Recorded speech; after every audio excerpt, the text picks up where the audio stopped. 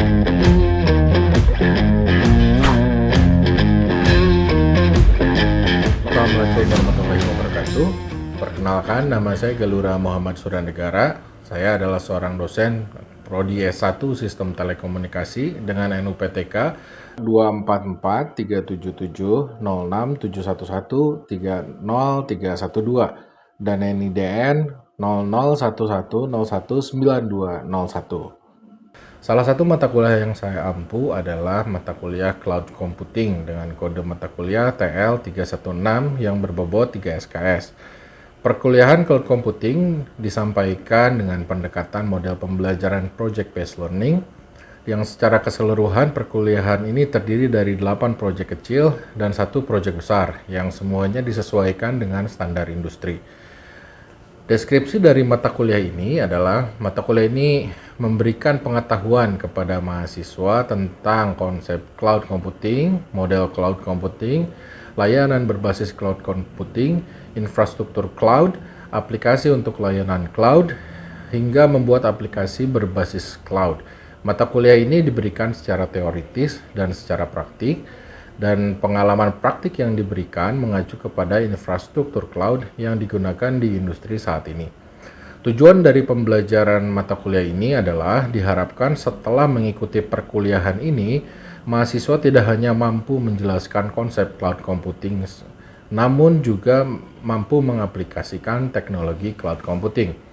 Pada kesempatan ini saya akan menyampaikan pertemuan kedua dan fokus materi dari pertemuan ini adalah remote access dan instalasi layanan pada remote device.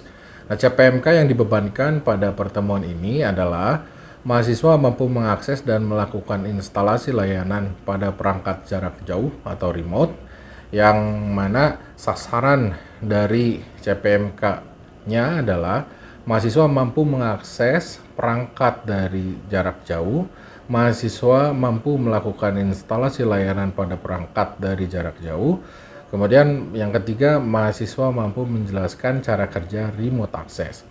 Delivery pada pertemuan ini akan dilakukan menggunakan Project Based Learning.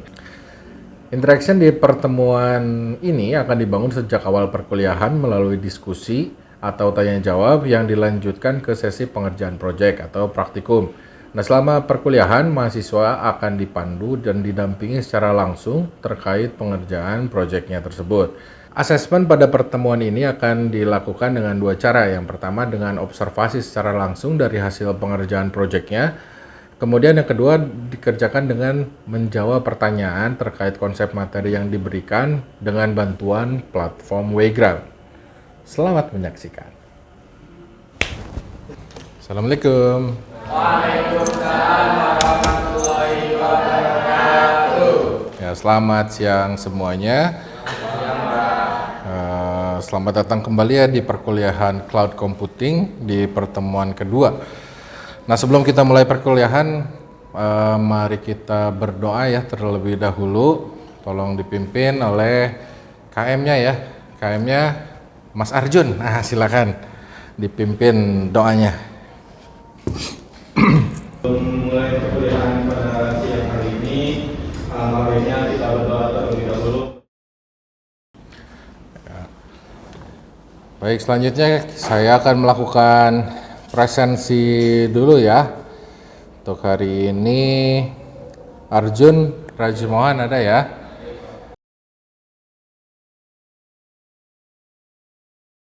Ini sudah saya masukkan di spot ya.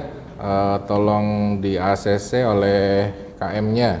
Baik, sebelum dimulai pertemuan hari ini, saya akan melakukan refleksi dulu dari pertemuan yang lalu ya. Pertemuan lalu kita sudah membahas tentang web client dan web server.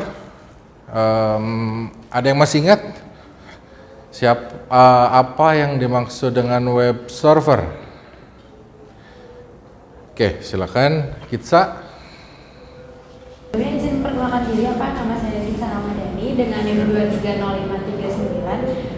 Tadi kan pertanyaannya terkait web server ya. Web server itu merupakan sistem komputer yang melakukan pelayanan dan juga data ke komputer lain melalui sistem jaringan. Nah, si web server ini tuh biasanya selalu aktif dalam permintaan web server, terus juga file server, dan juga pengiriman data. Nah, contoh dari web server sendiri itu ada di aplikasi Apache dan Nginx. Baik, terima kasih Saudari Gitsa. Kemudian selanjutnya kalau web client, ada yang masih ingat web client? Oke, saya mau Nail dulu. Bapak, perkenalkan nama saya Hana Naila Sepatunisa dengan nomor induk mahasiswa 2362869. Web client itu adalah perangkat atau program yang meminta layanan atau sumber daya dari perangkat lain yang disebut server. Untuk contohnya sendiri itu browser sebagai klien yang meminta halaman web dari web server. Baik, terima kasih. Kita kasih aplaus dulu. Teman-teman semua. Oke, selanjutnya di pertemuan ini kita akan membahas fokus kita ya di remote access dan instalasi layanan pada remote device. Nah, remote device yang dimaksud ini adalah server. Kemudian untuk remote access-nya itu kita nanti akan memanfaatkan SSH. Sebelum masuk ke materinya, saya ada pertanyaan dulu. Nah, mengapa kita memerlukan remote access ke sebuah remote device atau server? Silakan. Oke, izin menjawab Pak akan pertanyaan mengapa kita memerlukan remote access ke sebuah remote device server. Sebelumnya saya memperkenalkan diri, nama saya Muhammad Salmanuddin dengan NIM 2300487. Jawabannya adalah karena hal ini sangat diperlukan untuk pengelolaan sistem dari jarak jauh. Hal ini juga menghemat waktu dan biaya, respon cepat terhadap masalah, serta mendukung kerja jarak jauh dan pemantauan sistem secara real time. Dengan remote access ke sebuah remote device, tim IT misalnya Pak, tim IT di dalam sebuah perusahaan itu bisa mengakses, bisa memperbaiki, dan bisa memantau dari jarak jauh kapanpun dan dimanapun secara efisien dan aman. Mungkin cukup segitu jawaban dari Salman kenapa kita memerlukan remote access. Mungkin segitu Pak dari Salman, terima kasih. Ya, baik, terima kasih Saudara Salman. Nah, kita akan jelaskan ya. Kenapa kira-kira kita perlu remote access ke remote device? Nah, saya menggunakan pertanyaan lagi. Nah, misalnya Anda semua seorang engineer. Nah, Anda semua ini sedang bekerja dan server yang akan digunakan untuk pekerjaan Anda itu ada di Singapura. Pertanyaannya, nah Anda sedang di Purwakarta saat ini, server Anda di Singapura, apakah harus PP ke Singapura setiap saat? Jelas tidak ya. Berapa ongkos ke Singapura gitu ya? PP tiap hari? Tidak mungkin dilakukan. Atau ekstrimnya, jika terjadi COVID-25 ceritanya, tahun ini ada COVID lagi, kemudian pemerintah mengumumkan lockdown, Anda terpaksa WFH. Nah, kira-kira gimana Anda bekerja? Ya, remote access. Ya, jawabannya kita sangat perlu remote access. Nah, ada 3 alasan. Minimalnya ya, ada 3 alasan. Yang pertama tentang efisiensi dan produktivitas. Efisiensi itu, jadi kita seolah-olah menghadirkan PC yang remote itu ada di hadapan kita, karena kita mengaksesnya secara langsung. Padahal yang bekerja itu PC ada di server remote. Dan ini impactnya ke produktivitas. Jadi kita bisa mengaksesnya kapanpun, dimanapun. Kemudian untuk fleksibilitas dan mobilitas. Nah, jika skenario tadi kita abaikan, jadi skenarionya ya kita bekerja normal saja gitu ya. Dengan SSH itu kita bisa kerja dimanapun ya. Jadi kita sambil pulang pakai kereta bisa kerjain di kereta. Sambil pulang kita mau ngopi dulu, kita di kafe, kita bisa kerja dari kafe gitu, dan seterusnya. Dan kemudian ada penghematan biaya. Yang jelas kita tidak harus bolak-balik ke tempat atau ke site di mana server berada ya. Nah, dengan SSH kita bisa meningkatkan efisiensi produktivitas, kemudian fleksibilitas, kemudian mobilitas juga, dan penghematan biaya.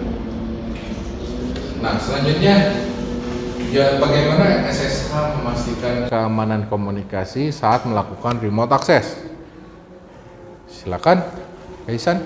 Nama saya Kaisan Zarulhaq dengan NIM 23094. Jadi untuk SSH sebagai protokol remote access, dia tuh punya beberapa mekanisme keamanan Pak, yang saya ketahui, di mana salah satunya adalah enkripsi data. Kemudian juga ada autentikasi pengguna, di mana user itu perlu memasukkan SSH key-nya gitu. Baik, terima kasih. Nah, jadi yang disampaikan tadi sudah tepat ya. Kira-kira begini, SSH atau Secure Shell itu adalah protokol aman yang berjalan di atas jaringan yang tidak aman. Jaringan yang tidak aman itu bisa berupa internet atau local area network. Dua-duanya tidak aman. Kenapa? Karena itu digunakan oleh siapapun yang punya akses ke situ, gitu ya. Nah, jadi kita bisa bilang kalau perangkat kita terhubung ke internet, sebetulnya siapapun yang terhubung ke internet itu bisa mengakses atau berpotensi mengakses ke perangkat kita. Nah, maka dari itu kita perlu protokol yang aman yang berjalan di atas jaringan yang tidak aman.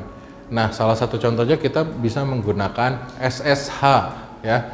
Nah, di SSH ini ada dua kunci ya, atau key, yaitu private key sama public key.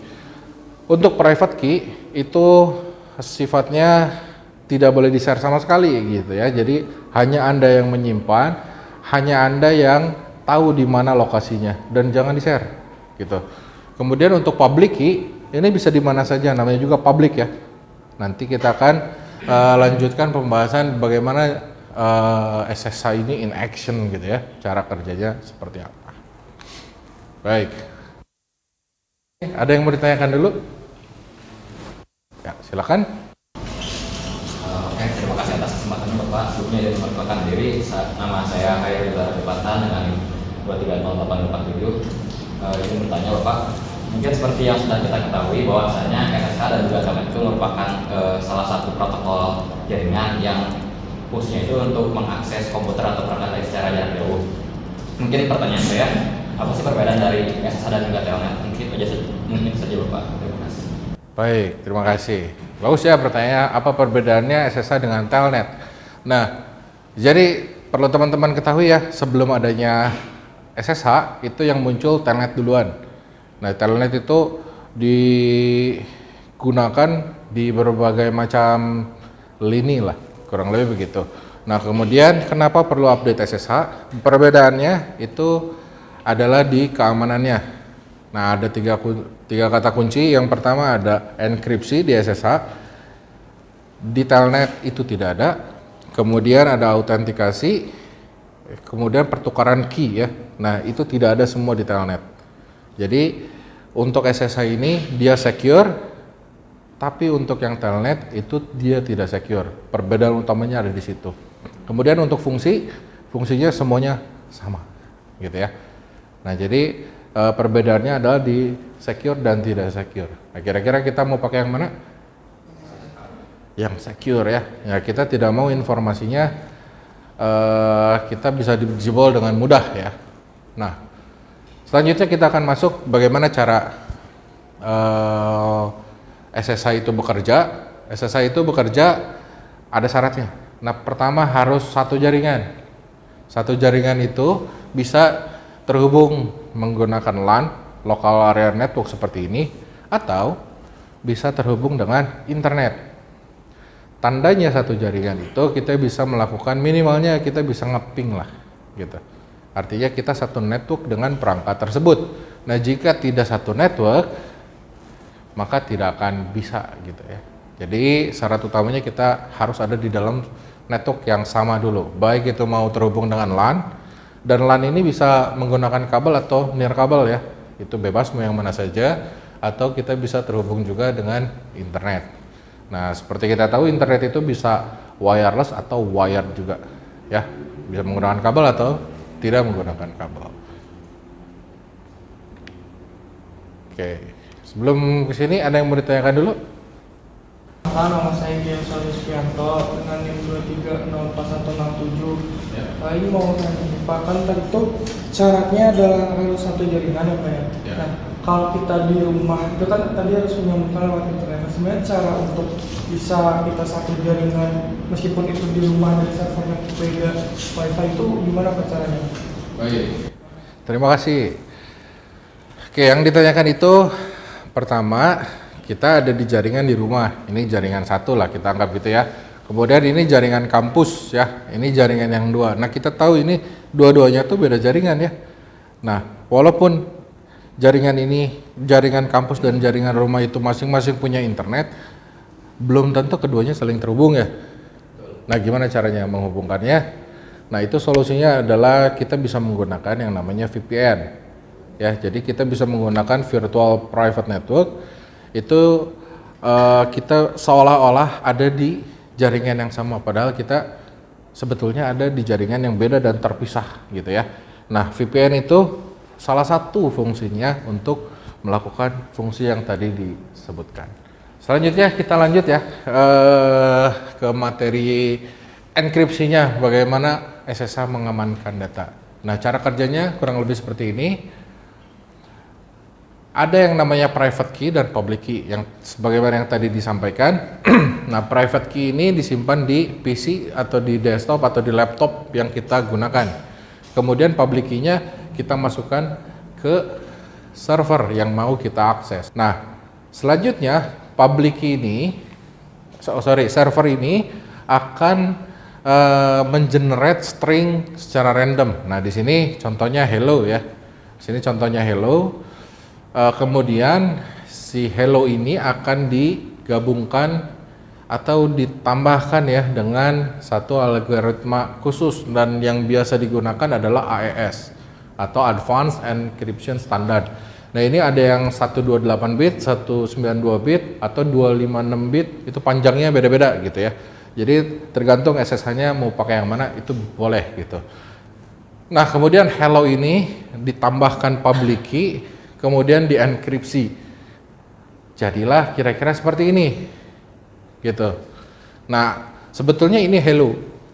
Jadi ini adalah hello yang sudah terenkripsi. Jadi ketika ada hacker yang listen atau yang mendengarkan di sini, yang dia dengarkan bukan hello-nya, tapi ini. Apa coba ini baca? Agak susah ya. Nah, di sini jadi informasi yang bisa hacker ambil itu hanya yang ini, di mana data sudah terenkripsi. Nah, untuk membuktikannya bahwa betul nggak perangkat ini adalah pengguna yang sah, nah disuruh untuk menyelesaikan. Dan salah satu cara membalikan atau melakukan dekripsi, tadi kan prosesnya enkripsi, kalau dibalikan jadi dekripsi. Nah, proses dekripsi itu satu-satunya cara hanya menggunakan private key-nya. Jadi ngebalikinnya itu hanya bisa menggunakan private key-nya. Gitu. Maka dari itu kenapa private key tidak boleh di-share? Karena kalau di-share berarti ada beberapa orang yang punya private key ini, dan itu bisa ya pura-pura sebagai Anda gitu kan. Makanya jangan pernah di-share. Nah, private key ini nanti bisa digunakan untuk melakukan dekripsi. Kira-kira jadi apa? Harusnya jadi hello lagi. Nah, ketika responnya bukan hello, tidak bisa ya. Jadi hello ini akan dikirimkan ke server dan akan diautentikasi jika responnya exactly hello titik. Kalau hello saja tidak bisa. Nah, itulah kenapa SSH itu aman, gitu ya. Nah, ini adalah cara melakukan SSH. Ini adalah komennya. Komennya ini bisa dilakukan nanti di terminal atau di manapun ya. Kemudian perintahnya cukup teman-teman SSH spasi username. Username itu adalah nama penggunanya. Jadi kita harus tahu di server tujuan yang akan kita remote itu penggunanya siapa namanya, gitu. Itu informasi wajib yang harus diketahui. Kemudian host itu bisa berupa domain, misalnya upi.edu gitu ya. Nah, itu bisa, atau alamat IP-nya bisa kita masukkan secara langsung. Ini informasi wajib juga. Dan yang terakhir adalah kata sandinya. Kata sandi yang di mana yang harus kita tahu? Yang di servernya. Nah, yang di servernya itu kita harus tahu. Nah, ada 3 syarat ini untuk melakukan koneksi SSH. Ini adalah informasi yang harus kita tahu. Baik. Nah, selanjutnya bagaimana cara kita membuat sebuah server ini dapat diakses dari jarak jauh dan mampu menyajikan konten web. Nah, ini adalah activity kita hari ini dan kita akan membuat kelompok dulu dari sini. Ya, baik, kita buat kelompok dengan cara berhitung saja ya. Oke, saya ingin bentuknya menjadi 4 kelompok, maka kita berhitung 1 sampai 4 ya. Silakan. 1, 2, 3, 2, 3, 4, 1. Baik, selanjutnya silakan duduk berdasarkan kelompoknya masing-masing. Ya, silakan. Baik, sudah duduk di kelompoknya dengan kelompoknya masing-masing ya? Baik. Nah, selanjutnya kita akan ada activity dan ini adalah project yang teman-teman harus kerjakan. Dan nanti akan disiapkan satu server yang akan bisa teman-teman remote ya. Nanti akan dibagikan IP-nya. Saat ini juga nanti sebentar lagi akan saya bagikan. Nah, teman-teman silakan diskusikan apa saja tools yang diperlukan untuk melakukan project tadi ya. Jadi teman-teman diminta untuk melakukan SSH connection ke server, kemudian melakukan instalasi web server di remote device tersebut atau di server. Nah, kira-kira apa saja tools yang diperlukan? Kemudian bagaimana rencana teman-teman melakukan project tersebut? Nah, teman-teman harus melakukan ini, poin nomor 3 ya. Untuk ada yang mau ditanyakan sebelum kita mulai? Ya, silakan. Bertanya apa? Sebelumnya perkenalkan, nama saya Arjun Rajamohan dengan NIM 2300493. Izin bertanya, bagaimana kalau kita pasang 2 web server dalam satu server gitu? Baik. Terima kasih. Oke, selanjutnya. Sebelumnya Bapak izin bertanya gitu, apakah di aplikasi servernya ini sudah terinstall SSH-nya apa belum? Oke, bagus. Terima kasih. Oke, kita jawab dulu yang pertama, apakah bisa menginstal 2 jenis web server yang sama di dalam sebuah perangkat server fisik ya? Jawabannya secara teknis bisa gitu ya. Itu diinstalkan bersama-sama karena kita bisa mengatur portnya secara custom. Cuman default portnya itu nggak bisa dirubah karena port yang biasa kita gunakan untuk HTTP itu portnya 80, HTTPS itu portnya 443. Bisa dirubah? Bisa, tapi setiap kali klien mau mengakses, misalnya kita pakai custom port 555, nah harus dituliskan dulu custom port tersebut karena yang berjalan di kliennya itu adalah default port gitu kurang lebih. Nah, kemudian tadi di servernya sudah ada atau belum ya? Nah, itu sudah ada ya, jadi di servernya sudah disiapkan, jadi teman-teman tinggal lakukan hubungan SSH-nya gitu. Baik, sudah siap ya untuk melakukan project ini, dan nanti di akhir saya akan meminta satu kelompok ya untuk mempresentasikan project yang sudah dikerjakan ya. Baik, selanjutnya ini adalah informasi servernya ya. Nah, server yang akan di remote ya. Untuk username semuanya sama, Galura MS, huruf kecil semua disatukan. Untuk password AA kecil ya, tanpa spasi.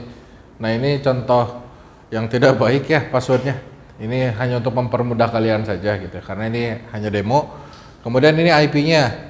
Nah, 192.168.7.233. 233 silakan digunakan oleh kelompok 1, 234 kelompok 2 ya. Kemudian 235 kelompok 3, kemudian 236 kelompok 4. Nah, untuk praktikum kita akan lanjutkan perkuliahannya di lab. Oke, kita pindah. Pengerjaannya tetap masing-masing harus mengerjakan ya. Jadi teman-teman berkewajiban juga nanti akan ada laporan praktikum. Di laporan praktikumnya dikumpulkan secara individu ya. Nah, baik, waktu praktikum hari ini sudah habis ya. Kita akan cek pekerjaannya. Nah, sebelum kita cek, tolong dipresentasikan, diwakili untuk kesempatan hari ini diwakili oleh kelompok 1 dulu ya, nanti minggu depan kelompok 2 dan seterusnya. Nah, silakan dipresentasikan bagaimana step Anda melakukan proyek tersebut. Dipersilakan untuk kelompok 1. Ya. Oke. Mungkin izin menjelaskan ya gitu hasil pengerjaan dari kelompok kami. Di sini kita diminta untuk melakukan SSH pada komputer server melalui komputer yang kami. Pertama-tama sebelum kita melakukan SSH, terlebih dahulu kita harus memastikan bahwa komputer yang kita gunakan dengan komputer server itu berada pada jaringan yang sama. Di sini kita menggunakan jaringan UPI dan seminimalnya kita untuk mengetahui apakah si kedua jaringan ini berada di jaringan kedua perangkat ini berada di jaringan sama, kita bisa melakukan ping ke alamat IP tujuan. Di sini kami melakukan ping pada alamat IP tujuan dan di sini berhasil gitu ya semuanya terkirim filenya. Nah, karena di sini sudah terbukti berada dalam jaringan sama, di sini kita langsung saja melakukan SSH gitu. Di sini pada kelompok kami menggunakan putih gitu untuk melakukan SSH-nya. Di sini kita masukkan alamat IP yang diperlukan menggunakan port yang sudah diatur secara default gitu pada port 22.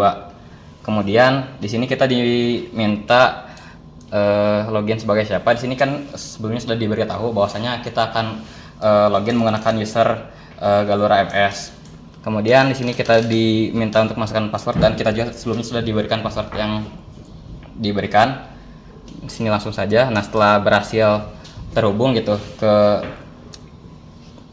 ke PC server, di sini kita lanjut ke target yang kedua di situ, yaitu untuk menginstal web server gitu di PC server. Nah, di sini kita menggunakan perintah sudo apt install apache 2 karena akan menginstal menggunakan tools apache 2. Di sini langsung aja.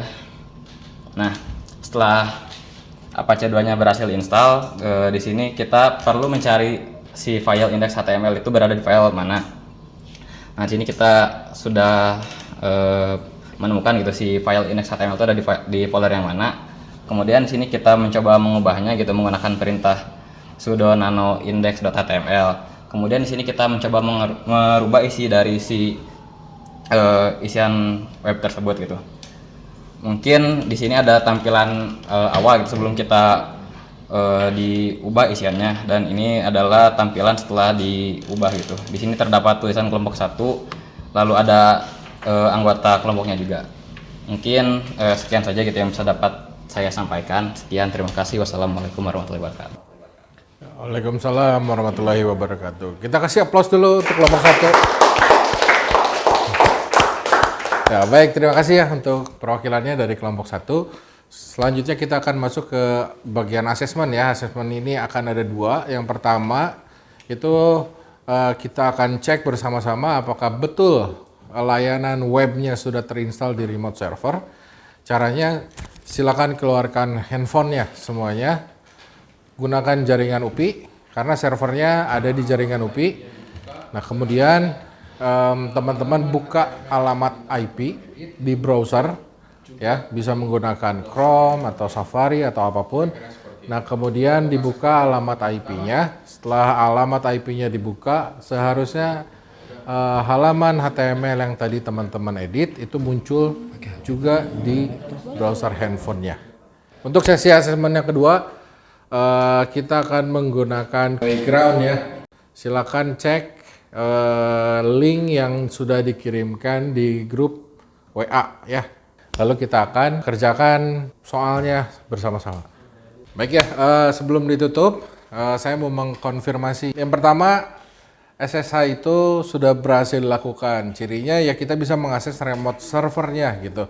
Dan tadi pertanyaan dari saudari Azizah ya, itu sudah betul. Jadi kita harus terinstalkan dulu Open SSH servernya ya. Dalam hal ini karena server kita menggunakan Linux, yang harus diinstalkan adalah Open SSH server. Nah, itu sudah bekerja dengan baik sehingga kita bisa meremote. Nah, apa saja yang bisa dilakukan? Merubah password, kita bisa apapun lah, hampir semua pekerjaan itu bisa dilakukan di terminal. Ketika kita bisa mengakses terminal yang ada di remote device, maka dari itu kita bisa melakukan apapun, hampir apapun lah gitu yang ada di remote device tersebut. Kalau begitu, langsung kita tutup saja pertemuan ini dengan bacaan hamdalah bersama-sama. Alhamdulillah. Terima kasih atas perhatiannya. Assalamualaikum warahmatullahi wabarakatuh.